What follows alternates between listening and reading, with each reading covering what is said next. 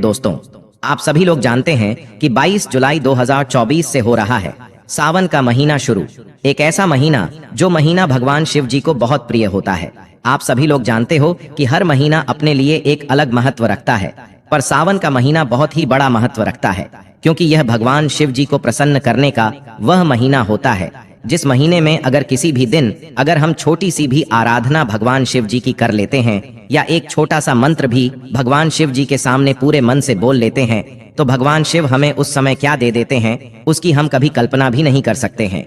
इसीलिए दोस्तों, सावन का महीने का हमेशा लोग बहुत बेसब्र से इंतजार करते हैं। और आप सभी लोगों को हम बता दें कि इस बार का जो सावन का महीना शुरू हो रहा है वो सोमवार के दिन से ही शुरू हो रहा है। मतलब कि 22 जुलाई 2024 के दिन सोमवार ही पड़ रहा है और इसी दिन से सावन का महीना शुरू हो रहा है 2024 में। और इसी दिन किया जाने वाला पंडित जी द्वारा बताया गया एक लाल फूल और एक सफेद फूल वाले उपाय आप लोगों को जरूर करना चाहिए, क्योंकि दोस्तों यह एक ऐसा उपाय है जो कि हर दिन नहीं किया जाता।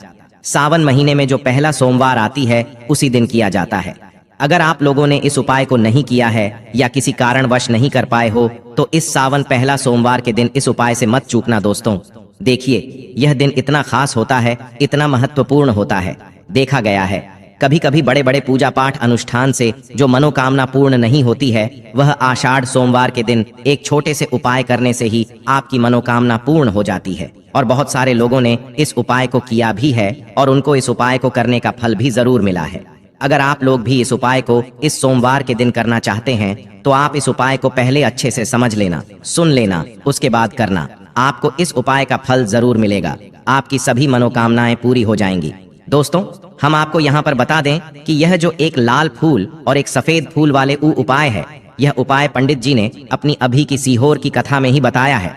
और इस उपाय को करने से आपके घर में चाहे किसी भी प्रकार की दुख और समस्या क्यों ना चल रही हो, आपको उसका कारण भी नहीं पता है कि भाई यह समस्या किस कारण से चल रही है। उसका कुछ भी कारण हो सकता है, जैसे पितृदोष हो सकता है, काल सर्प दोष हो सकता है, या किसी भी तरह का मंगल दोष भी हो सकता है। और भी बहुत तरह के दोष होते हैं, कुछ भी हो सकता है। पर आपको इस उपाय को करने के लिए अपने दोष को पता लगाने की भी जरूरत नहीं है। आपके घर में किस कारण से इतनी दुख और परेशानी आ रही है वह भी आपको पता लगाने की जरूरत नहीं है। बस सोमवार के दिन इस उपाय को कर लेना है, क्योंकि इसी एकमात्र उपाय को करने से आपके पूरे घर परिवार में सुख और शांति हो जाएगी। आपके घर में अच्छे अच्छे काम होने लगेंगे, आपकी जो भी मनोकामना होगी वह भी धीरे धीरे करके पूर्ण होना शुरू हो जाएंगी। अब हम समझते हैं इस एक लाल फूल और एक सफेद फूल वाले उपाय को आपको करना कैसे है, किसको करना है, किस समय करना है और कैसे करना है। देखो, उपाय बिल्कुल आसान है, बस समझने वाली बात है। ध्यान से समझिए, उसके बाद ही आप लोग जो है इस उपाय को जरूर कीजिएगा। तो देखिए, इस उपाय को घर के सभी सदस्यों को करने की बिल्कुल भी जरूरत नहीं है। घर में से कोई एक मुख्य बड़ा सदस्य ही इस उपाय को करेगा तो उस घर परिवार के सभी सदस्यों को इस उपाय को करने का फल मिल जाएगा। पर वह बड़ा सदस्य कौन होगा, कौन व्यक्ति इस उपाय को करेगा, तो यहाँ पर देखिए हम आपको बता दें। घर की जो बड़ी माताएं बहनें होंगी, घर की बड़ी माताओं बहनों में से कोई भी एक माता बहन इस वाले उपाय को कर सकती है अपने पूरे घर परिवार के लिए। घर में सभी सदस्यों को इस उपाय को करने की जरूरत नहीं है। मात्र घर की जो बड़ी माताएं बहनें हैं उनमें से कोई भी एक माता बहन इस वाले उपाय को करेगी तो उसके घर परिवार के पूरे सदस्यों को इस उपाय का फल मिलेगा। अगर किसी कारणवश माताएं बहनें घर में उपस्थित ना हो या वह इस उपाय को ना कर रही हो, कुछ दिक्कत हो, तो भाई उस जगह पर फिर घर का कोई बड़ा व्यक्ति भी इस उपाय को कर सकता है। माताओं बहनों के कहने का मतलब यह था कि माताएं बहनें घर की लक्ष्मी होती है। जब घर की लक्ष्मी कोई उपाय करती है तो निश्चित ही भगवान शिव जी बहुत जल्दी प्रसन्न होते हैं और उपाय का फल में बहुत जल्दी और बहुत बड़ा करके भी यहाँ पर देते हैं। तो आप लोग ये बात समझ गए होंगे। अब हम ये बात समझते हैं कि इस वाले उपाय को हमें करना किस समय है। तो देखिए, इस उपाय को करने का जो समय है, सुबह का समय भी है और शाम का समय भी है। अब देखिए, यहाँ पर हम मुख्य रूप से सुबह का समय नहीं बोलेंगे, क्योंकि देखिए यह जो है, और आप सभी लोग जानते हैं, सोमवार के दिन का प्रदोष काल का मतलब शाम का जो समय होता है ना, इस दिन भगवान शिव जी का सबसे प्रिय दिन होता है। तो आप लोग इसे एक लाल फूल, एक सफेद फूल व उपाय को सुबह के समय भी कर सकते हो और शाम के समय प्रदोष काल में भी कर सकते हो। सुबह के समय अगर कर रहे हो तो 10 या फिर 11 बजे तक भी अगर उपाय करोगे तो भी आपको उपाय का फल मिलेगा। वही अगर शाम के समय कर रहे हो तो इस दिन जरूर शाम के समय का ध्यान रखना कि शाम के 6 बजे से लेकर 7 बजे के बीच में अगर आप इस उपाय को कर सकते हो तो बिल्कुल कर लेना, पूरी कोशिश करना। पर अगर किसी कारणवश इस समय के बीच में ना कर पाओ तो रात 8 बजे तक भी अगर आप उपाय को करोगे तो आपको उपाय का फल जरूर मिलेगा। तो चलिए जानते हैं इन विशेष उपायों के बारे में। लेकिन उससे पहले जो भी मेरे भाई मेरी प्यारी बहनें आज चैनल पर पहली बार आए हैं, अगर आप भी महादेव के सच्चे भक्त हैं तो वीडियो को लाइक और चैनल को सब्सक्राइब जरूर कर लें और कमेंट बॉक्स में लिखें हर हर महादेव। देखो, अब सबसे महत्वपूर्ण बात आती है कि इस उपाय को हमें करना किस लिए है। जैसा कि हमने अभी आपसे बोला कि इस उपाय को करने के बाद आपके जीवन में बहुत सारी खुशियां आएंगी, आपकी मनोकामनाएं पूर्ण होंगी, आपकी धन की समस्या दूर होगी, आपकी पैसे की समस्या दूर होगी। घर में से किसी एक भी बड़े व्यक्ति को अब इस उपाय में करना क्या है वह सबसे पहले हम लोग जान लेते हैं। उपाय की सामग्री हम लोग सबसे पहले जानते हैं कि इस उपाय में किस किस चीज की आवश्यकता पड़ेगी। तो देखिए, उपाय का नाम तो एक लाल फूल और एक सफेद फूल वाला उपाय है, पर इस उपाय में कुल मिलाकर 4 सामग्री हमें लगने वाली है, जो कि पंडित जी ने खुद सीहोर वाली कथा में बताया है। और जो हम आपको उपाय बताते हैं वह पंडित जी द्वारा बताए गए होते हैं, अलग से हम कुछ भी नहीं बताते हैं। तो यहाँ पर हम लोग समझते हैं कि इस उपाय की सामग्री क्या है। तो देखो, उपाय की जो सामग्री है वो 4 सामग्री है, जिसमें से सबसे पहली सामग्री है एक बेलपत्र। देखो, बेलपत्र क्या होती है? बेलपत्र जो शिव की शिवलिंग पर चढ़ती है। दूसरी चीज है एक शमी पत्र। शमी पत्र वो जो शिवलिंग पर ही चढ़ता है। तीसरी चीज है दोस्तों एक लाल फूल, जो उपाय का नाम है। तो एक यहाँ पर आपको लाल फूल लेना है। अब ये लाल फूल कौन सा लेना है? देखो, शिवलिंग के ऊपर जो लाल फूल चढ़ता हो उनमें से कोई भी एक लाल फूल पसंद कर लेना और वह कहीं से तोड़कर या कहीं से खरीद कर लेकर आना और उस लाल फूल को उपाय में प्रयोग कर लेना। उसके बाद में एक सफेद फूल का विशेष रूप से ध्यान रखना। जो सफेद फूल शिवलिंग पर चढ़ता हो सिर्फ वही सफेद फूल लेकर आना, इसके अलावा कुछ मत लेकर आना। तो एक एक मात्रा में ही आपको यह चारों सामग्री चाहिए। एक बेलपत्र, एक शमी पत्र, एक लाल फूल और एक सफेद फूल। यह चारों सामग्री आप लोग तैयार करके रख ले। प्रदोष काल में या सुबह के समय जब भी आप इस उपाय को कर रहे हैं, जैसे ही आपके उपाय की सामग्री तैयार हो जाती है तो क्या हम सीधा उपाय को करने के लिए इन चारों सामग्री को लेकर मतलब उपाय करने के लिए जा सकते हैं? नहीं तो यहाँ पर आपको इस बात का ध्यान रखना है कि हम भगवान शिव जी को प्रसन्न करने के लिए तो जा रहे हैं, हम अपनी मनोकामना को पूर्ण करवाने के लिए तो जा रहे हैं, पर हमें यह दर्शा बिल्कुल भी नहीं है कि हम सिर्फ अपने फायदे के लिए भगवान शिव जी के मंदिर में आए हैं। इसलिए हम इस उपाय को करने के साथ साथ में भगवान शिव जी की पूजन अर्चना के लिए कुछ सामग्री भी जरूर लेकर जाएंगे। जैसे कि सुबह के समय अगर आप उपाय को कर रहे हो, इस एक लाल फूल और एक सफेद फूल वाले उपाय को, तो भाई सुबह के समय आपको एक लोटा जल लेकर जाना है। जो लोग प्रतिदिन शिव जी के मंदिर जाते हैं, पूजन अर्चना करते हैं, जल चढ़ाते हैं, फूल बेल पत्र सब कुछ चढ़ाते हैं, भाई वो अपनी पूजन अर्चना वैसी की वैसी ही करना। बाकी जो सिर्फ उपाय को करने के लिए जा रहा है, जो कुछ भी लेकर नहीं जा रहा है, उसे कम से कम एक लोटा जल अपने घर से जरूर भर कर लेकर जाना अगर आप उपाय को कर रहे हो, क्योंकि इस वाले उपाय को आप भगवान शिव जी की पूजन अर्चना करने के बाद ही करना। वहीं अगर बात करें शाम के समय की, अगर कोई व्यक्ति शाम के समय प्रदोष काल में इस वाले उपाय को कर रहा है तो भाई आपको मात्र एक घी का दीपक तैयार करना है। ये बात हम हमेशा बोलते हैं, शाम के समय प्रदोष काल में कोई कर रहे हो ना तो दीपक का विशेष महत्व होता है। सोमवार के दिन का प्रदोष काल में जो भी व्यक्ति दीपक जलाता है भाई उसके जीवन से सारी दुख और परेशानियां भी दूर होती हैं। उसके बाद में दीपक आपका तैयार हो जाए तो इसके अंदर जो बत्ती रखोगे वह गोल बत्ती रखोगे। देखो, गोल बत्ती भी 2 तरह की होगी, एक बाजार की और एक घर वाली।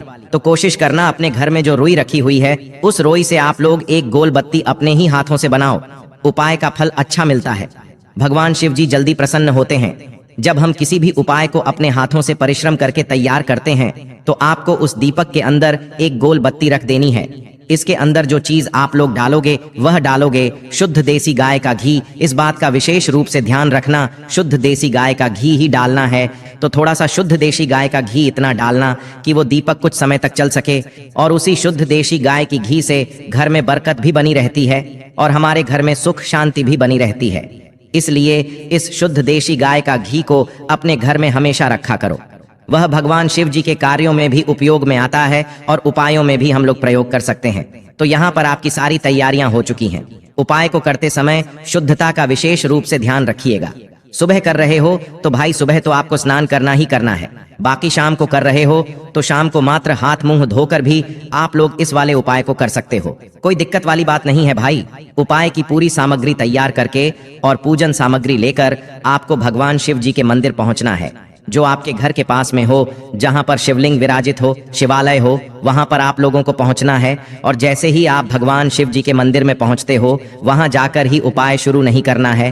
पहले आपको भगवान शिव जी की पूजन अर्चना करना है। पूजन अर्चना कैसे करोगे? सुबह के समय गए हो तो एक लोटा जल वगैरह जो भी पूजन सामग्री लेकर गए हो, उससे पहले पूजन सामग्री आप लोग मतलब पूजन भगवान शिव जी की कर लो। जो व्यक्ति सिर्फ एक लोटा जल लेकर गए हैं, वह शिव जी की शिवलिंग पर मात्र एक लोटा जल एक धारा से धीरे धीरे करके छड़ लो पहले। उसी के बाद अगर आप शाम के समय कर रहे हो तो पहले जाकर बैठना है।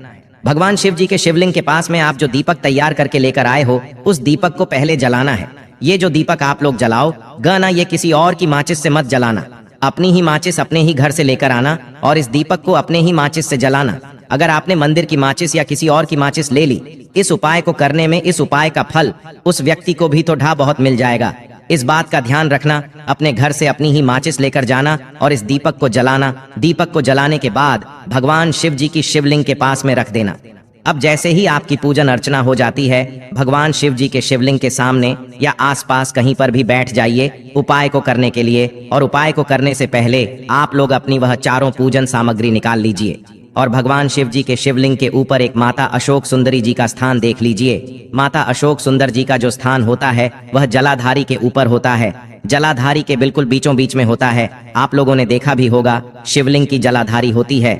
जलाधारी के बिल्कुल बीचों बीच का जो स्थान होगा वह माता अशोक सुंदर जी का स्थान होगा, क्योंकि यहीं पर हमें यह जो है उपाय को करना है। सबसे पहली चीज, अब हम उपाय को करना शुरू करते हैं। आप सबसे पहले अपनी एक बेल पत्र उठा लो। एक बेल पत्र को आपको माता अशोक सुंदरी जी वाले स्थान पर सबसे पहले समर्पित करना है।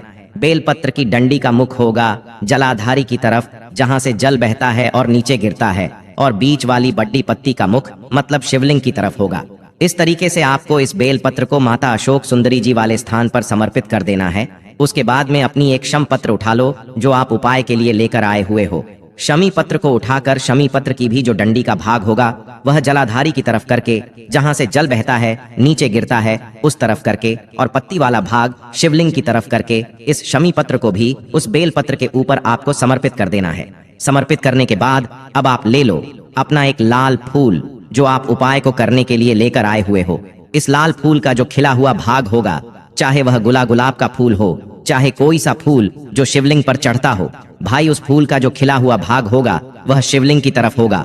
बाकी जो पीछे का भाग होगा फूल का वह जलाधारी की तरफ, जहां से जल बहता है नीचे गिरता है उस तरफ होगा। और आखिरी में आपका जो एक सफेद फूल बचा हुआ है, इस सफेद फूल को भी आपको लेना है और सफेद फूल का जो खिला हुआ भाग होगा वो शिवलिंग की तरफ होगा, जहां पर शिवलिंग रखा हुआ है उस तरफ होगा, और अंडी का भाग जलाधारी के पीछे की तरफ हो जाएगा, मतलब जो जहां से जल बहता है और नीचे गिरता है। जब आप लोग एक बेलपत्र, एक शमी पत्र और एक लाल फूल, एक सफेद फूल चढ़ा रहे हो, तो उस समय आप लोगों को कांता भगवान या कांता चक्र का नाम लेते हुए ही जो है इस उपाय को करना है, और भगवान शिव जी और नारायण जी का स्मरण करते हुए ही इस उपाय को आपको करना है। तो जब भी आप एक बेल पत्र, एक शमी पत्र, एक लाल फूल और एक कमी हो रही है, जो भी दुख और समस्या परेशानी चल रही हो, आपको अपनी वह दुख और परेशानी जो है भगवान शिव जी से उपाय को पूरा करने के बाद वहीं पर पास में बैठकर बोल देना है, हाथ जोड़ के आंखें बंद करके अपनी परेशानी और श्री शिवाय नमस्तु भयम का जाप करना है।